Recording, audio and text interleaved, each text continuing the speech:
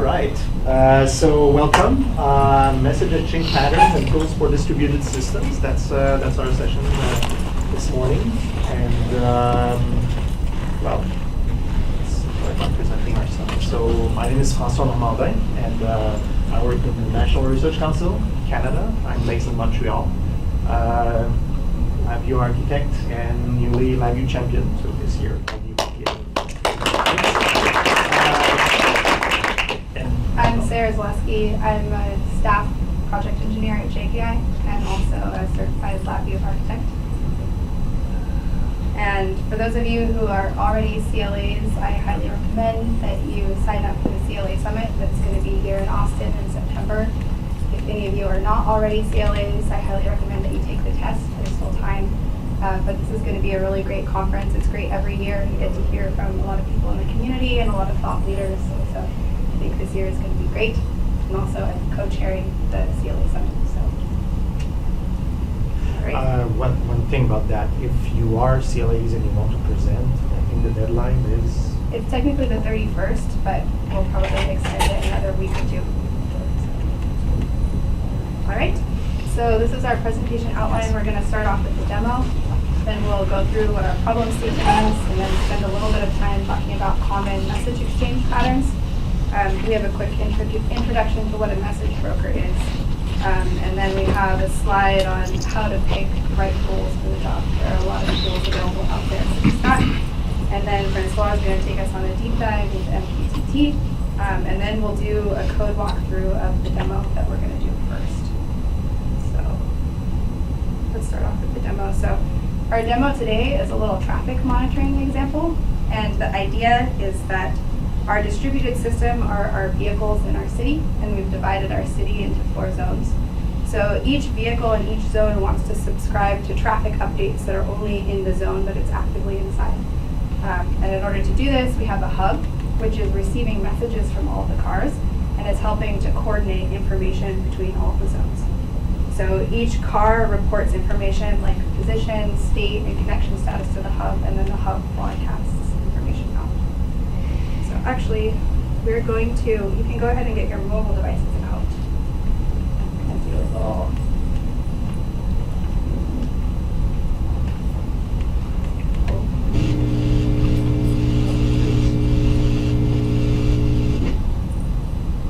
This guy, close the mic. Okay, thanks, Francois. Can you see this okay? All right, so we have a traffic monitoring hub that's been implemented on the LabVIEW side. I'm going to go ahead and start the hub. And if each of you wants to go ahead and connect to this mqtt.jki.net, there's a little web client. So each of you is going to be a car in our city. And when you connect, you can change zones. So I can see we have some people connected. A lot of people are in zone A. Some people are moving around. I apologize if this doesn't render properly on all of your mobile devices. I'm new to web development, so hopefully it's working out for you.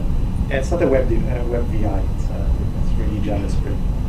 Yeah, so what's going on here is we have a little JavaScript client, and all the messaging between the hub and the web client is all going through Mqtt. So that's kind of the basic idea. But what happens is you can see when you change zones, you unsubscribe from the previous zone, and then you resubscribe to the new zone that you've moved into. Great. So we just need to change zones? Yep, if you just change zones, you can see on here our hub. And there's a little bit of latency, so actually the hub is only recomputing the locations at a set interval. So in a real use case, it would be a lot faster. Also, we're using some public broker on the web. Yeah, we don't want to overload it because since it's free public right now, it's Don't want to be fraud. manage it and with the way it wants.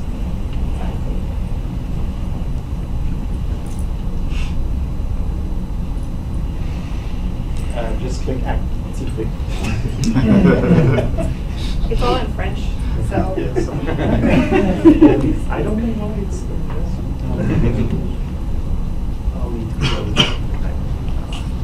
I'll remember it so it doesn't ask again. Demo. There you go. Great. Okay, so I'm going to take a step back and talk a little bit about exactly what problem it is that we're trying to solve.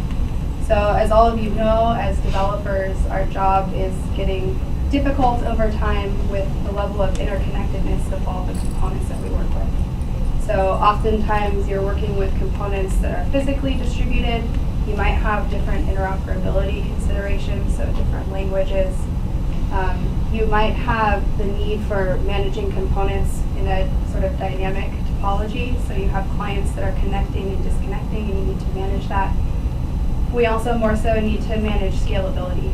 So you might start out in your lab with 10 components that connect, and then in a year you have 100 components that connect, and then 1,000 components that connect.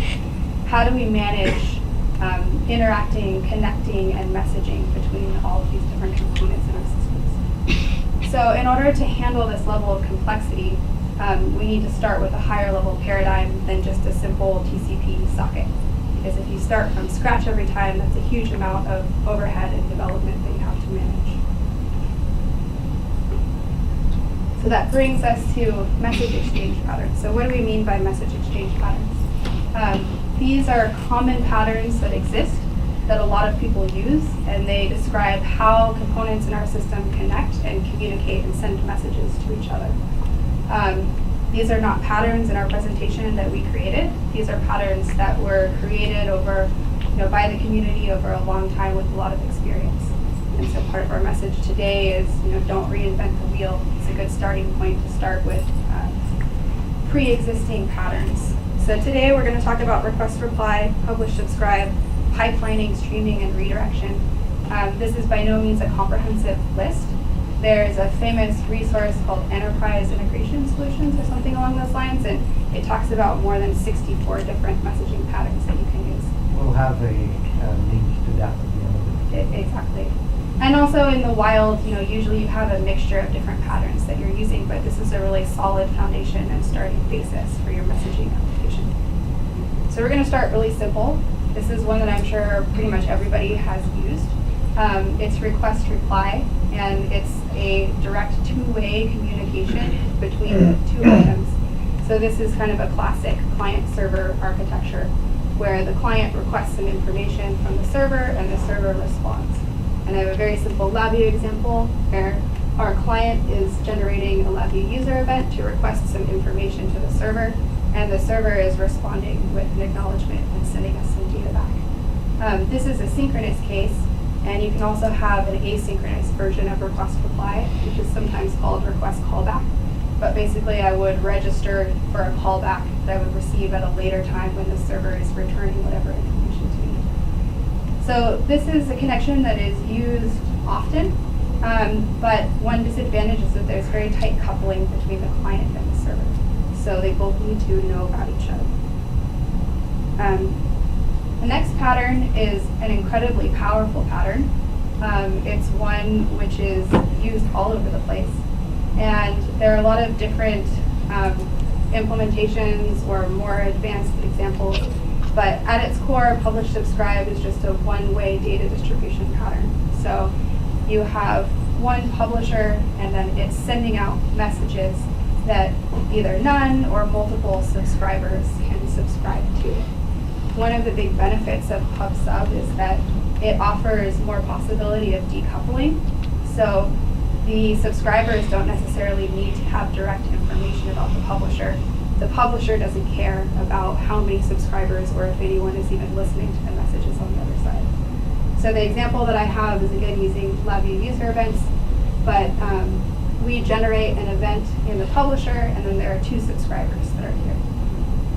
So that's kind of the idea. Another thing about PubSub that's a different kind of decoupling is that things can be decoupled in time very easily. So especially if you had an intermediate message handler, you can send, the publisher can send messages, and subscribers may receive those messages at a later time. It doesn't necessarily have to be synchronous. And because we're going to talk a lot about PubSub, or example is using PubSub, I want to introduce a few more concepts about it. And one of the things that's kind of required for PubSub to work well is having message filtering. And the idea of message filtering is just how the subscribers can selectively get certain messages or only a subset of messages from the publisher. And the publisher is the one that would be responsible for categorizing and deciding which message channels the subscriber can subscribe to. And so typically this is done either by topic, content, or type. Topic basically just means a string topic, which is defined by the publisher. And oftentimes these can be defined in a hierarchy. So for our example, you might be able to subscribe to position updates for all zones. And then you might subscribe to position updates with a more specific subscription to zone A or zone B or zone C. Some pub/sub systems also allow filtering by content, which would be some attribute or some other way of indicating what the contents of the message is. And then by type would typically be, if you're using OOP, it would be whatever class type your message is. So you could subscribe to one element in the hierarchy or a specific type. So that's the idea. And I also have put here, there's a message handler, which is in between. This is sometimes explicit and sometimes not. So in LabVIEW, for example, or if you've ever used ZeroMQ, there is some behind the scenes magic which is happening that's managing how messages are being routed to your subscribers. And in ZeroMQ, for example, you have sockets where you have a pub/sub relationship, but you don't explicitly have a message handler that you can see. But oftentimes there's something that's in the background that's managing this. It might be an event bus, or it might be an event handler.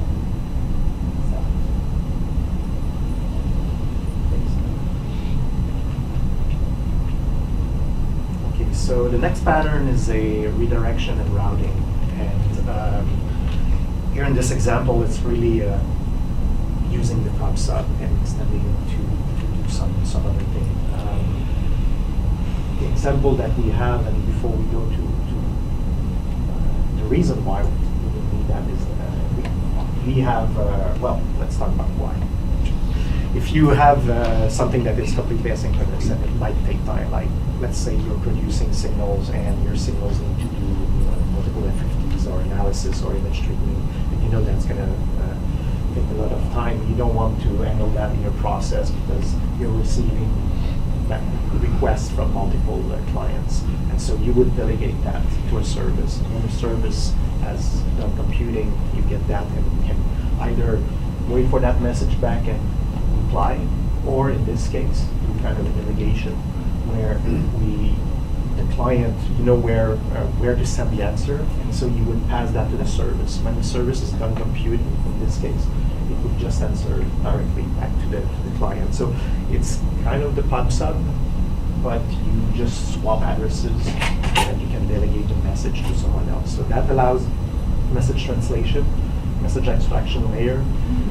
One of the reasons why you would like to do that, for example, if you have a hardware abstraction layer and you have different multimeters that don't talk the same thing, and you don't want to have a hierarchy by inheritance, and you just want to redirect from whatever plugin you've loaded in memory. So you could simply change a message instead of loading. You could have all your actors, your modules running in parallel, and you just select which one by sending, rerouting the message to the correct instrument.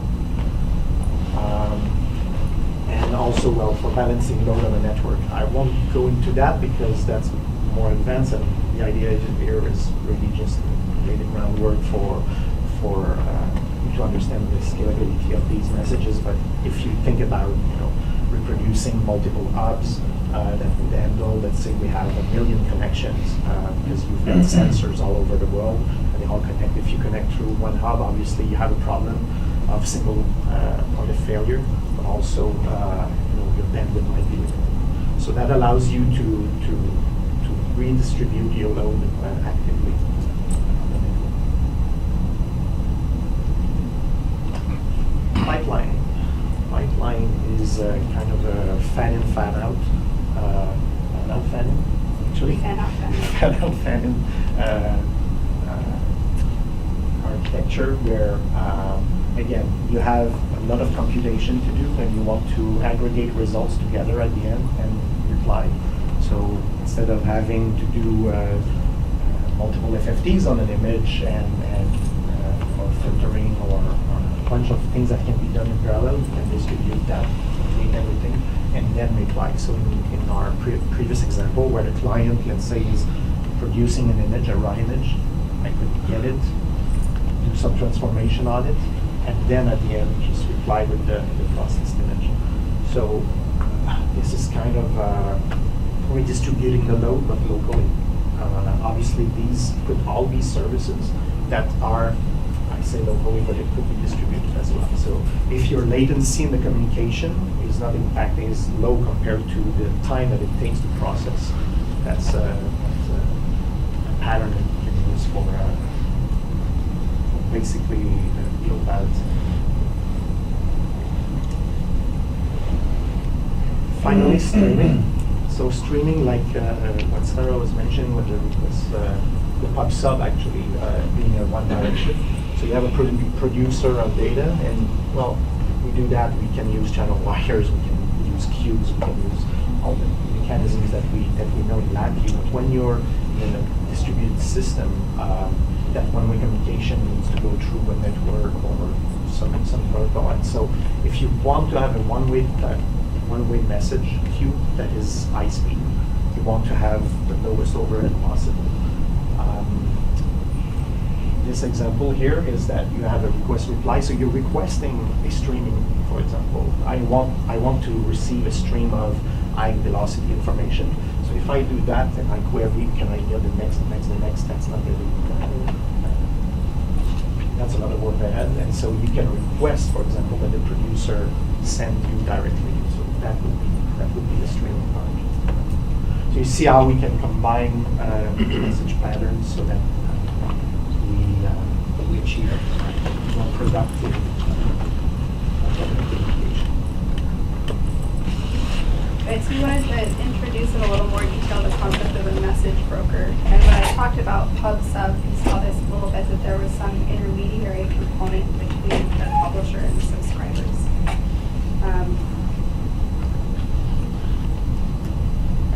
So in a lot of models, you have some sort of component which goes in between, which may either handle all of the routing of messages, or it might actually be responsible for doing the message passing between items.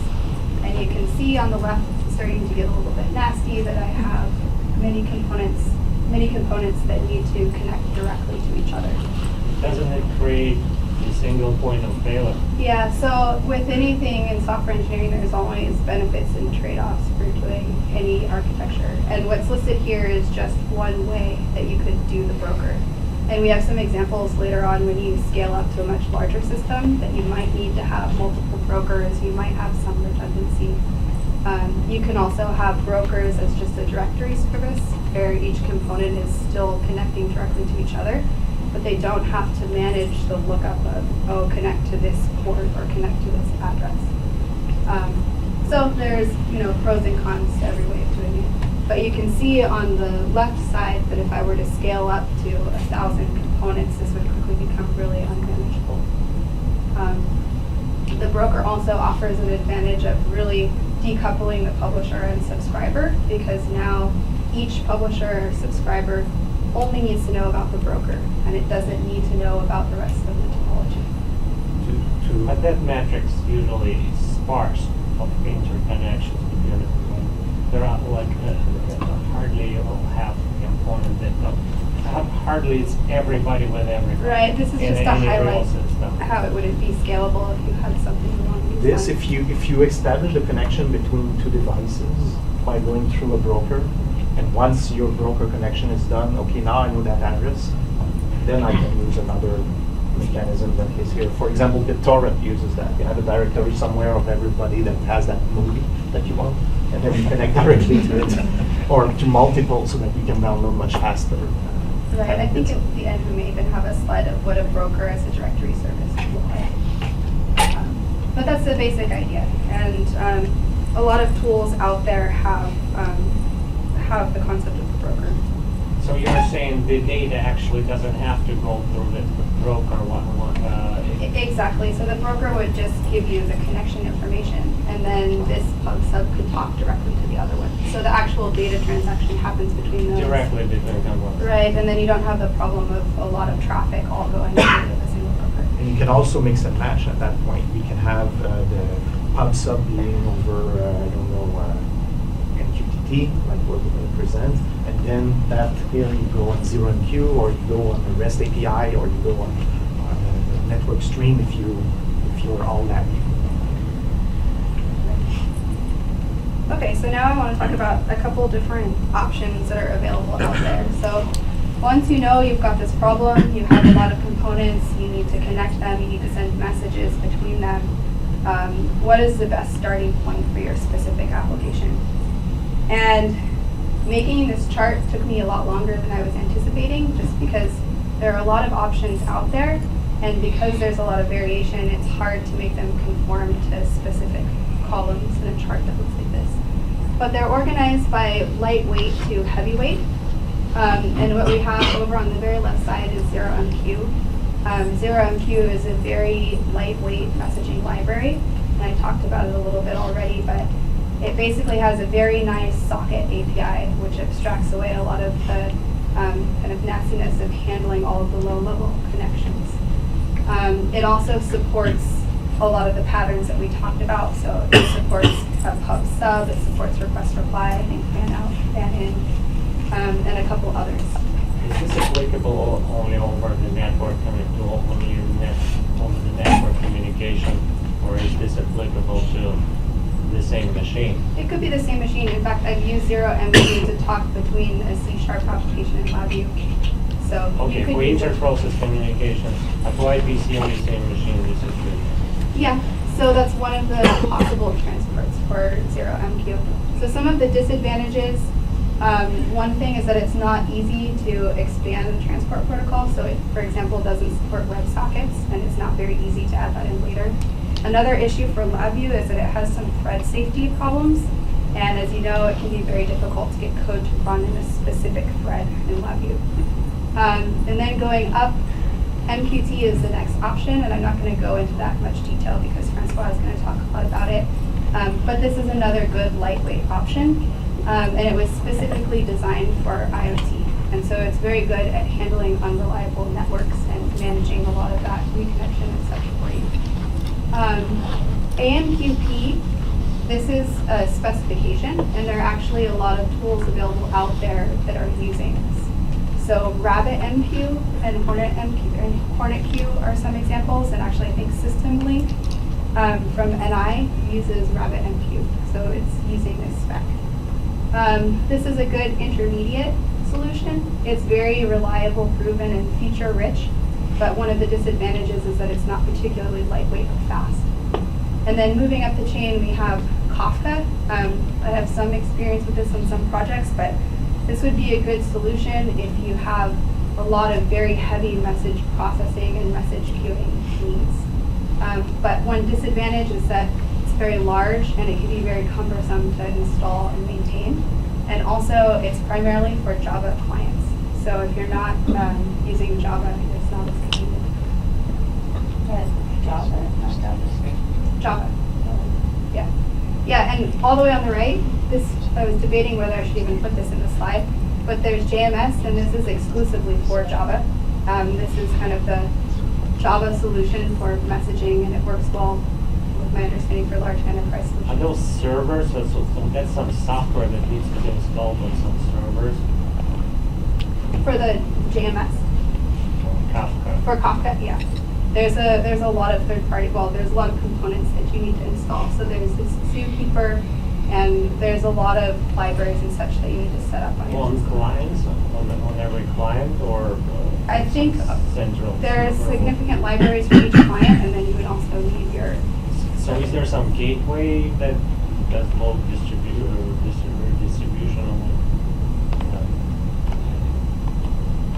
what is Kafka itself?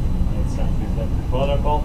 Is that software? So I think that this is a little bit confusing because some of them are protocols only, and some of them are libraries and tools and not exclusively a protocol. So for example, MQTT is a protocol, But 0MQ, this is not exactly a protocol, this is the library that you would be using. Which would be required by each component that needs to Correct, you'd need the library installed on each In the component. case of 0MQ, it's a mirror. Basically, everyone is a kind of client slash server. And so they have the whole thing together. It's very lightweight. And On MQTT, you can have just the client that is extremely light. And the server is Any of Yeah, them, let's- any of them is a standalone server, which plays a role of broker. yeah. Yeah. So But- Kafka is a solution that you would put on your server, for example, if you have any other Apache stuff. What's the name of that big LAMP, stack, the LAMP stack, which is a web server, and it's you install Tomcat, so you have Apache Kafka on there, and that will serve for the messaging transport. So these are just some of the options out there, and we can talk more offline if you want more details. So I think we're going to talk more in detail about MQTT now.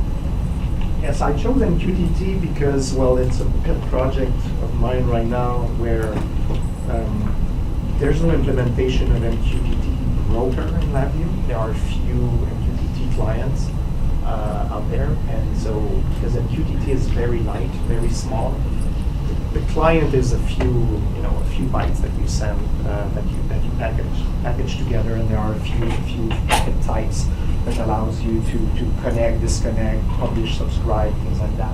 We'll get into more details, but because it's an open source standard, there's a client and a broker that can be well separated. You don't have to use to know anything about the broker. And all the majors of the industry provide solutions for that. So, it's used for IoT. Why? Because low energy devices. You have a sensor that is I don't know, a weather station somewhere that you deploy up north in the Arctic, and you don't want to obviously change the batteries often, so you want it to run on very minimal light. But there's 6 months of darkness, so you've got to make sure that it carries through the winter.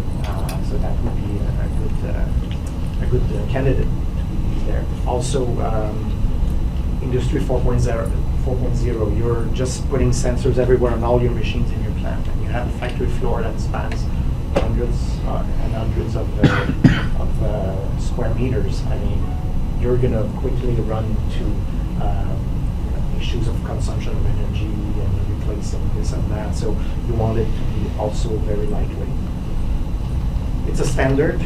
There's an ISO standard, and that was MQTT 3.1.1. I don't think the MQTT 5 that was just released in 2019 in March, I think, is an ISO standard, but it's probably getting there. On your right, I've got a few protocols here that I've put just for message overhead. It's not about how easy it is or to use, but I put CoAP here, which is a constrained application protocol, and this is really the smallest thing that you can have. But it's not a pub/sub, it's not even like 0MQ, it's even smaller footprint. So your message, how you send it, how much data you need to put to wrap it around so that it's understood on the other side, that's really the most. So in addition to payload, how much data goes into each message This on here- top of what I'm actually sending? This here is a few bytes, like maybe 3 or 4. I don't have the answer for CoAP. For MQTT, it depends on the packet type, but the smallest ones, the payload is nothing, like the connect packet, disconnect packet, ping response. So you get about 13 bytes being sent, very small, for having basically a class variable. So what do they give you on top of just TCP? It gives you a protocol that the other side understands. Otherwise, you can write your own protocol and go as low as you want, obviously. And you get quality of service. Yeah, quality of service, message are retained, so we're going to get into more detail with that. XMPP was not listed, and the reason is this is an XML wrapper, basically, on messages. And so if you want to send data at high speed, you still need to base 64 encode it before, so that it doesn't collide when on the other side you deserialize your XML package. And And so there's a lot of overhead just in the computing to put into the packet and send. Otherwise, it's a lightweight packet, but you still need to do a lot of computation in front. OPC, I think you know what it is. It's a bit, it's an industrial protocol, very reliable. It does also alarming, and I mean, it's really an industrial rugged protocol. A bit more overhead, and at the top I put REST API, which is over HTTP usually, WebSockets. But REST API is a JSON format, and it's usually a bulky proposition, but very flexible. Okay, so MQTT, it's a bunch of 14 different packets, and here I've got an implementation that I did in LabVIEW. So for the before we talk about client or server, we just talk about the basic packets. And so a packet that has some commonalities, and then the 14 ones that go from connect, subscribe, we've got them there, publish, acknowledgement. If we go a bit through those, so you were talking about quality of service. Quality of service is, well, I've got a slide on that, so I'll come back to that a little bit later. But those are the reason why we have all these here on the publish line. You publish, you have an acknowledgement. That's your quality of service 1. You publish, you don't wait for an acknowledgement, that's 0. And then Acknowledgements of what? When you of the reception. The reception. So I send the broker. By all subscribers? No, the broker. By the broker. Yeah, by the broker. So that's a good question. I'll remind me when I'm in the quality of service Yeah, slide. what do I do if I want to know that every subscriber got the message? As a client, As a publisher? as a publisher, you don't unless you have a topic that checks that you have a topic that you can count, and that's for you to manage. But the broker will know. The broker knows that the message basically has been acknowledged with the publisher, and also when it goes back to send it, to publish it to the other clients, then each client has a quality of service as well, and so he can know if it's been received. In this case, the broker keeps the message in memory until it's certain that all the subscribers have received it. So if there's interruption of connection, basically. Is that business protocol lossless in that sense? Yes. Yes. So will it retry after a while? What's the logic? Absolutely. So depending on the quality of service, it's going to retry. Is the exit period, or you gotta have some time out, right? That's every server. In the specification, you can decide what the broker does. If the broker retries for a day, it retries for a day. If you know that if you want to configure it for five hours, it's 5 hours. Actually, if you use a third-party server, you don't know what it will be. They're going to retry. But it doesn't notify the publisher that. No. that's Once the transaction with the publisher, if the publisher sends and the broker responds and the acknowledgement is being done according to the quality of service that you're looking for, then from the publisher perspective, I know that my message reached the broker. Now, everyone that subscribes to it will have the same quality of service with the broker. If you're subscribed and connected and you request a quality of service which is to back and forth, basically, and I'll just explain it right now. I'm publishing and I receive an acknowledgement from the broker. Yes, acknowledge, I've got your packet. Then you say, okay, I received your acknowledgement, and you can release it now. Release the packet, and when I receive the release packet, I say, okay, now it's complete. When it's complete, the message can be deleted from the broker. Now, if there are many subscribers, the broker will know that there are 5 subscribers to that particular topic, and until it receives the 5 complete from all of them, it will retain the message to be able to retry and send it. So the publisher would have to pull the broker to do what he's saying. Oh, yeah, exactly. Get the information that every recipient got. or to have somehow a service that will increment the number of of messages that have been received by subscriber. But that means that you would need to know how many subscribers there are. So it's really something, if you want that feature, you need to code it. Yeah, I just looked it up. Quality of service 2 guarantees that all subscribers with quality of service 2 receive published message. Oh, okay. Published 2 and subscriber 2. Okay, but the broker is not under any obligation to support quality of service 2, even if you No. request it. That's good. Okay, I'll Yeah. dig a bit into that. That's a good point. That's a fair point. So there's a Mqtt library from DAC.io already. I don't know if you've looked at it for LabVIEW. Is that a broker? I think so, yeah. I mean, it implements Because most that I've seen, actually all that I've seen until now was clients Okay. that are out there. I know that Wireflow has one. Okay. Yeah, that's you. There you go. So there's one from DAC.io as well, which is pretty Okay. We'll mention it at the end. Okay. Because if it's a broker, then it's a good thing. I'd like to know.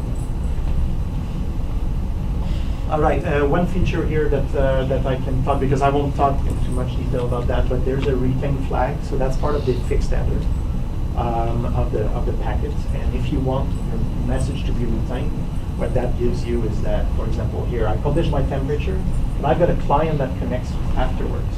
So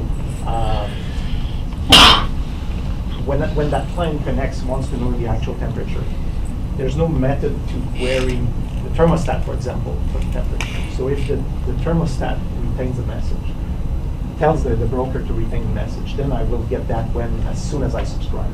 So I'm already connected probably, but maybe I'm not subscribed to that topic yet. So if the message was not retained in the flag, then I will not get that notification. I will get it the next time that it's published by the publisher. Is there a limit on how many messages are retained like in a queue? So if you connect one, you receive one message versus 100? You don't receive the history.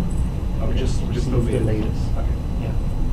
I guess history, you could probably support that in your broker implementation if you want. It's not part of the protocol, so you'd have to really, inherit from your base class and say that it's possible to begin. If a subscriber is coming in and out, does it end up with a storm of messages as it tries to catch up? In and out? Yeah, so it's like the subscriber goes missing, like someone unplugs the cable for an hour, and the broker's set to have timeouts for 5 hours, and then you plug it back in, the subscriber's there again. There's a keep alive time in the base packet, in the connect packet, that I think in this case I have not tested that, but I think it will not resend. It will just restore your session. So if you come back with the same ID, Okay. session ID, you would just restore it, and because it knows that it sent it to you, it assumes that you're the same person, you know about it. Because connections are frequent. Disconnections are frequent in an unreliable way. Yeah. Just to add to that, it depends on the client connection, because the client connection can be clear. Yeah. So if you have a clear client connection, it will forget all about the subscriptions, which is required, for example, by Amazon.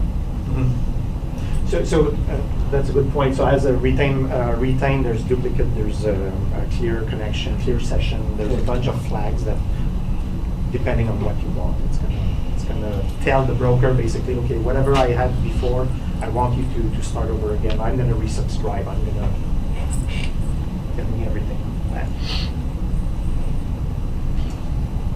Right. So why choose Mqtt? It's interoperable. Is that the right word in English? Sorry. So you can use it almost everywhere. Everywhere that you can have a TCP connection, really. You can secure it. I mean, it's either SSL, TLS. You don't have to if you're a local network. Obviously, behind a firewall, you don't need to bother with that. But on the web, you do. Was I correct by saying that Wireflow has a client, right? Yeah. And you do know SSL, TLS, if I'm not mistaken. Yeah.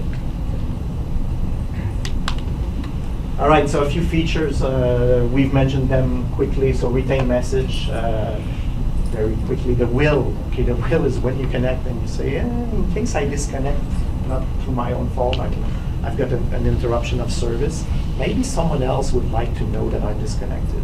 And so you would basically write a will. And it's a message that will be published if you don't disconnect, from the disconnect packet. So any interruption that is not desired, that will be published. So again, that would have, for any subscribers that are interested in knowing that you've disconnected abruptly like this, they would subscribe to a will topic. Quality of service, I've got another slide on that, so I will go quickly. Wildcards, so topic filtering, Sarah mentioned that is really important. You don't want to receive all the messages published by everyone, so you want to be able to be taking all the temperature sensors, because that's what you care about. Or you want to take all the sensors from a certain machine. Maybe the machine has 10 sensors in it. So wildcards, multi-level, single level, this is supported by MQTT. And then persistency of sessions on reconnection, and as mentioned by Jonas. You can clear that if you want when you reconnect. All right.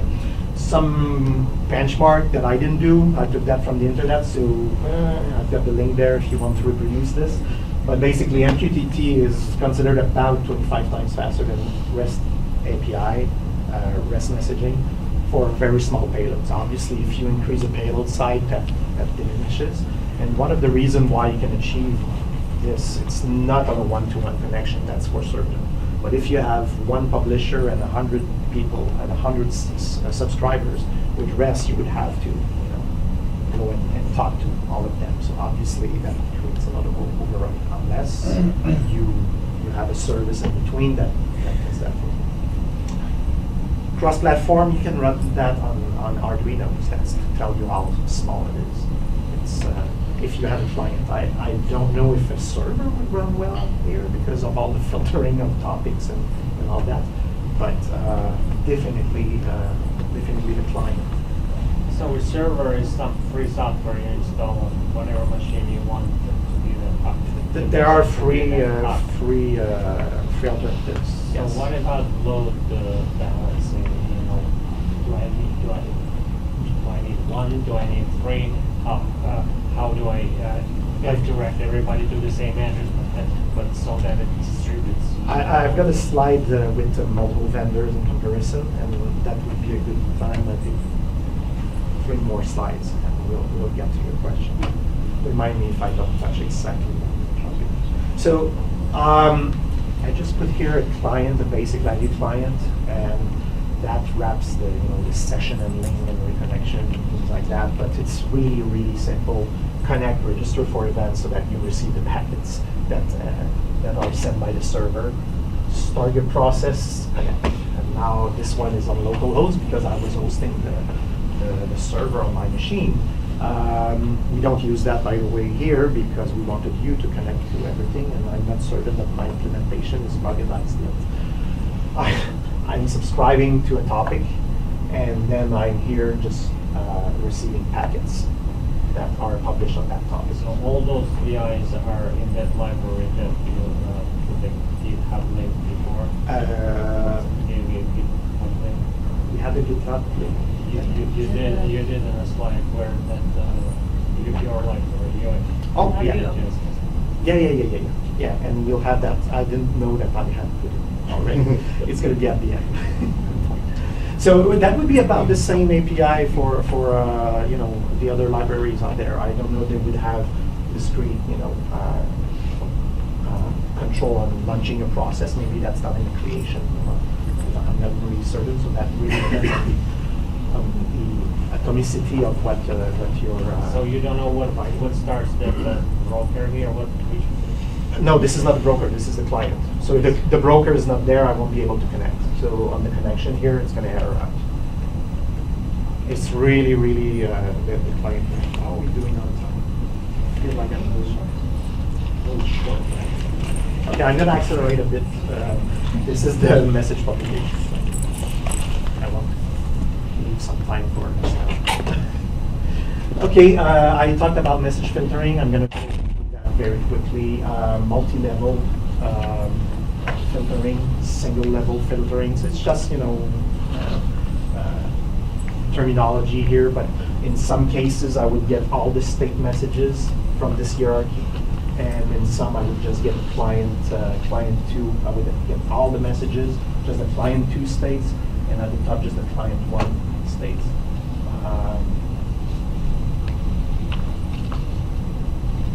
Quality of service. We talked a bit about that.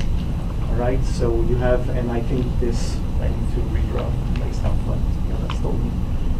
Quality of service 0, I just publish, and it goes to the annuler, the broker.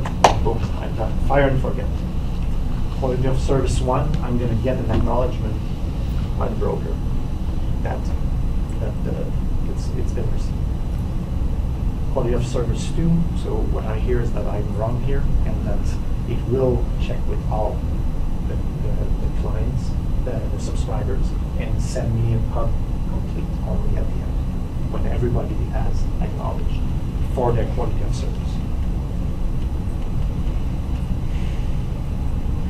By the way, this is handled all by the client, and normally you just don't need to know about that. It's just to understand that you have a certain reliability expectation for your messages, and that's handled by MQTT. It's a request reply on MQTT, so how do you do that? You just go, you overload basically the pub sub mechanism, and you just attach a reply to string in your packet. So you decide what is the payload that you put, that you wrap. If you wrap an address and your other client that receives your message knows how to decrypt that payload, and oh yeah, there's a reply to address. All right, I'm going to reply, and then you abstract the broker that is in the middle, but you have a request reply that you build on top of PubSub again. And the same thing is true for pipelining, where the example that I had, we have a DAC and we have a view. So this is my UI. My UI doesn't connect directly to the DAC, so I'm trying to decouple that. But I definitely want to know, the result of what that DAC has produced. So it's producing raw signals, and my analyzer here, process, receives a lot of these raw signals and cannot process those. It fans out to different services. And in this case, I've got 3. And all they do is FFTs, reply with the FFT at the end, and boom, I send that to my UI. So my UI just receives eventually an array of FFTs that has been computed, because this is what the UI wants to display. You completely decouple your view from your instruments. Economics of MQTT, and that's where I'm going to come back to your question about the nodes, the number of nodes, and I think that's going to be the last one here. There are some open source brokers, clients for a bunch of languages. Mosquito is one of them, so you download that and you install it on your self-hosted machine and you run it. There are some paid hosting services, and right now we use IdenQ for our demo. There's a free tier where every message is public. Obviously, don't do anything, apart from demos and tests on there. But then all 3 majors, Microsoft, Google, and Amazon, have solutions for MQTT. Now, they scale up in price very differently. And if you want to achieve the free tier, just stay with Google. There's 200 megabytes per month of free bandwidth. So you can do that with your own instance, basically, of an IoT core service.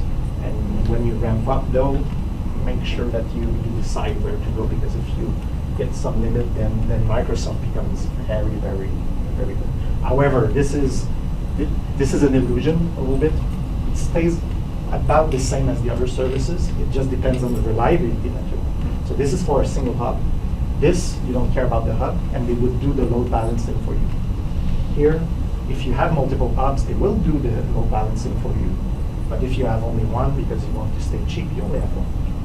So with those other 2, you don't care how many actual brokers are there. For you, it's just one address to where you forward everything. Yeah, I don't know the particular. If you know the addresses and they give you a bunch of them, I assume that it's very dynamic, and so it might just go up and down. I haven't tested any multiple hubs or things like that. Just know that this one is a single one because you pay by hop. You see that until you reach a certain level, you pay that. If you hit, I think it's 12 terabyte, you go to 2,500. And so these will continue to load. This one is another plateau here, and these continue to scale almost linearly. They change slope eventually. But so Microsoft, if you're at 12 terabyte, you're going to be with one hub, or maybe two hub. I don't know how they decide how many hubs they give you at that scale. I'm going to pass that. All I wanted to say here is it's a standard. There's a new version in 5.0 this year, and it adds authentication to the client-server architecture. So it's a new packet. There are 15 now instead of 14. Okay, Sarah, sorry, I took a lot of time. So I just wanted to give a little more concrete detail about the demo that we did. So this is the architecture that we have, and we have our LabVIEW client, and this is the library that Francois created. And then we're using HiveMQ as the broker. So actually in this scenario, both the LabVIEW and the web client, those are all clients and are all connected to the HiveMQ broker. So I'm going to just try to quickly show you. All of this code is on GitHub, so you can feel free to peruse it after the fact. I just want to show you how easy it is to use the client.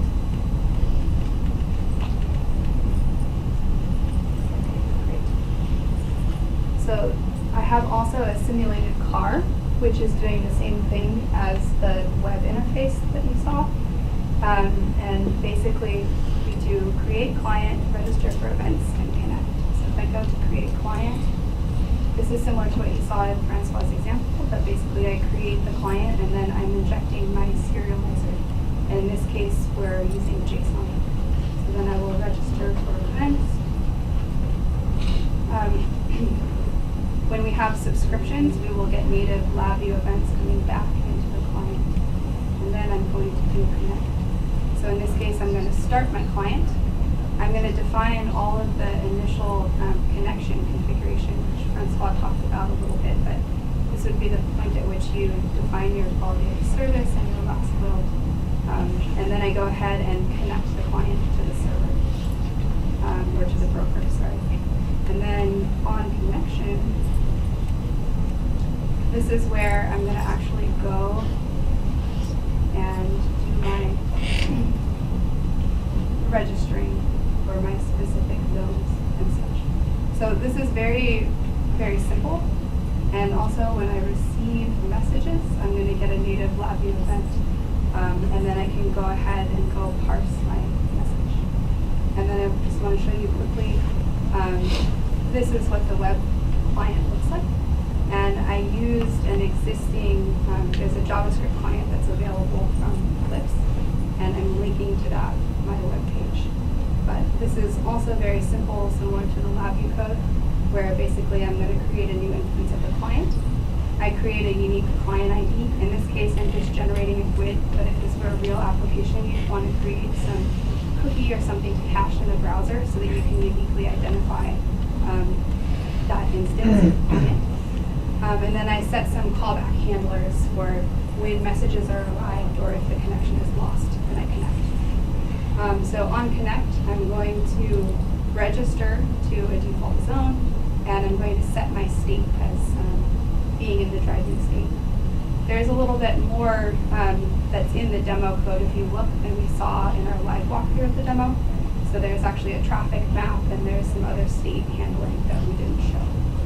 But if you look through the code, this might be interesting for you. So this is my little message handler. When the messages come in, I'm going to parse them if it was the number of drivers, which is how I'm populating the page on the front panel. And that's basically it. So I also register to the radio button change. And when you register to the radio button change, it's going to unsubscribe. It's going to unsubscribe from the zone that you were previously in, and it's going to resubscribe to the news. Any questions about this? I know this is very fast. It's very short time. The website code is also on the GitHub. Yeah. Yeah.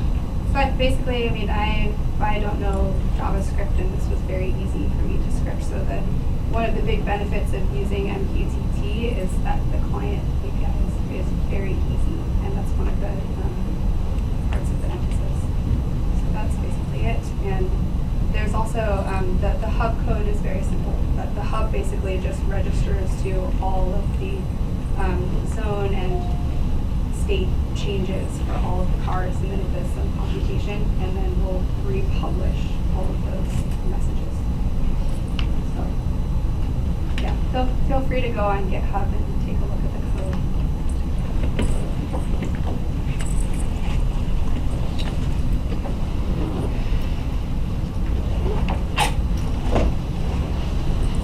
Okay, so we have about 2 more slides, and since we're short on time, we're gonna, if you have more questions, just come up afterwards. I'd love to talk to you. So this is what would happen if you need to scale massively, like you've exceeded the number of nodes that can go to a broker, or you want to have broker-to-broker communication so that you do your own load balancing, or maybe some of them, some messages only go through here because they're behind your firewall or VPN or something like that, and they have another connection to the exterior. So this is more advanced than what we want to talk about, but this is the kind of configuration that you can be looking for. So there you can have a broker that talks to only to lower level brokers, for example, that you can have a whole hierarchy of brokers. Yeah, in this example, actually, the broker is, whoops. There is just separation of responsibility.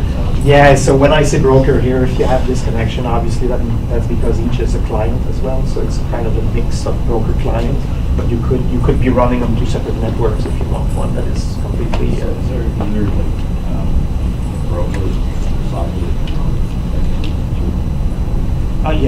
Yes. The Mosquito, for example, is one of the open source that you can install. It's not on LabVIEW. It's on. I think it's must be Erlang or something like that. Yeah, there are a lot of choices Yeah. available. You can see also, if you just go back, that even our little example with the cars subscribing to traffic in their current zone, you can see with a single broker that this is not going to scale up to 1 million cars, or even thousands of cars could be delivered. So this is just to give you an idea of what a topology might look like when you scale up. So takeaways, we really want to emphasize that there are a lot of existing patterns and tools out there, so don't reinvent the wheel. You should use them. And then also, MQTT is a really great choice, especially for IoT. And there are a lot of clients available. There are several LabVIEW clients, and there are a lot of clients available in other languages. So that will make it a lot easier for you to interconnect all of your solutions. And so this is the last slide, maybe the one that you want to look at. Just want to mention, so I listed Wireflow here. You get support from them if you use their tool, and you get SSL, TLS security also. There's a client there that I didn't test, but I'm certain it's worth a find. Matt Cohen, I think his name. And the one that I'm sponsoring is the last link, GitHub. LabVIEW open source is a project that I started last year. MQTT broker is in development. And one of the reasons why that quality of service, I'm really glad that you are here to correct me. I'm doing this as a test-driven development project. And so right now I've got about 60 out of 141 requirements nailed. And quality of service 2 is far on my list. So I didn't get that subtlety about the subscribers that need to reply. So yes, stay tuned if you want. That thing works. I mean, for local quality of service 0 and 1, it kind of works too. There's absolutely no security right now. That's lower on the list. And there's no WebSocket support, so it's only HTTP right now. So can you imagine an application, give an example, where I would want to use it on the same machine to talk between actors? Yeah, you within could, the same you application. could probably do inter-process communication with that. I don't see why it wouldn't work, but you know, you might start your processor to do that. I don't know how many threads you can use. Yeah. Basically, it's TCP. So if you Just- can open 1,000 connections and you have 1,000 Just answers. because what you mentioned with LabVIEW, I cannot make sure that, hey, each of this is running in a separate thread, Yeah. right? So, but I can still do multiple process completely, but Oh. that's an overhead though. Totally. Inter-process communication would be in any case slower than between threads. It's going to be, there's going to be less latency if you're, you know, running on the same machine and if you have to connect outside. Yeah, but obviously. yes, but then you have scalability, right? So if I'm spawning multiple whatever instances of whatever actor, right? And I may want to be able to put it on a remote machine, Yeah. right? And It would be easy to decide tomorrow that, okay, this part of my application, now it's running on another machine. Well, If you go with a TCP solution instead of a actor framework or user events or. right, but yeah. So if my components are from the birth are capable of being placed on multiple machines or in multiple processors with their own. And multiple languages. What? Multiple languages on the same machine, I think that's an advantage because it's not only LabVIEW. So, Yeah. because if it's just LabVIEw, one of the big advantages I see is the reconnection and all that. So on local host, you don't need that. Right. Well, you know, it might be an application that is written in C# or in Python, and that thing, you just close the button, and Yeah. when you come back, whoops, it reconnects. You know, even on localhost, I can see Okay, yeah, that. yeah. Dave, you have a question? Yeah, I got here a little late, so I apologize if you That's covered fine. this, but how does MQTT from a high level compare to some of the other messaging middleware that's available, such as ZeroMQ or RabbitMQ? So, you have a slide. What? And that's going to be That the was last gonna- question okay, because I we need withdraw to my do- question. No, that's fine. I think, right here. You want to answer that? Yeah, okay, so quickly, in 30 seconds, because they're waiting for us to clear Is through. there any priority to the messages? It's always certain to arrive in the same order that it was received by the broker. Yeah, ZeroMQ, one-to-one communication, very symmetric up-sub mechanism. MQTT, extremely light. You have the client that is much lighter than the broker, so that's an advantage, separation there.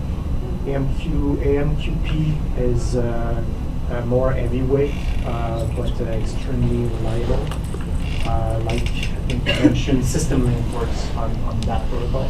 And then the others are just massive. Wanted to have them there, but that's, you know, when you call the solution.